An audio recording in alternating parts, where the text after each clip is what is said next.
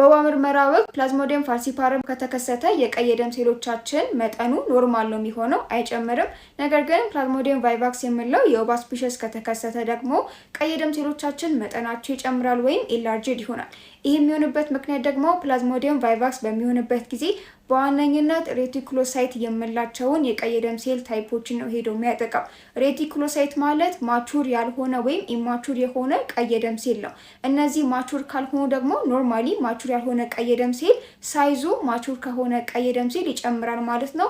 እነዚህ ሬቲኩሎሳይት የምላቸው መጠኑ ከኖርማሉ ወይም ማቹር ካደረጉት አርቢሲዎች መጠናቸው ከፍ ያለ ነው። እነዚህ ሴሎች ደግሞ ፕላዝሞዲየም ቫይቫክስ በሚያጠቃበት ጊዜ ሞር በደንብ ኢላርጅ እንዲሆኑ ስለሚያደርጋቸው ቲን ስሚር በምንሰራበት ሰዓት ፕላዝሞዲየም ቫይቫክስ ሲከሰት ቀይ የደም ሴሎቻችን መጠናቸው ይጨምራል ማለት ነው።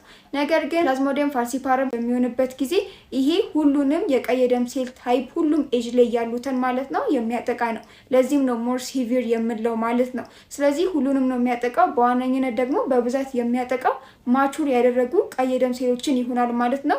ማቹር ያደረጉ ቀይ የደም ሴሎች ደግሞ ኖርማል ሳይዝ ስላላቸው ቲን ስሚር በምንሰራበት ጊዜ ፕላዝሞዲየም ፋልሲፓረም ከሆነ የቀይ የደም ሴል መጠናቸው ኖርማል ይሆናል ማለት ነው። በዚህ መለየት እንችላለን።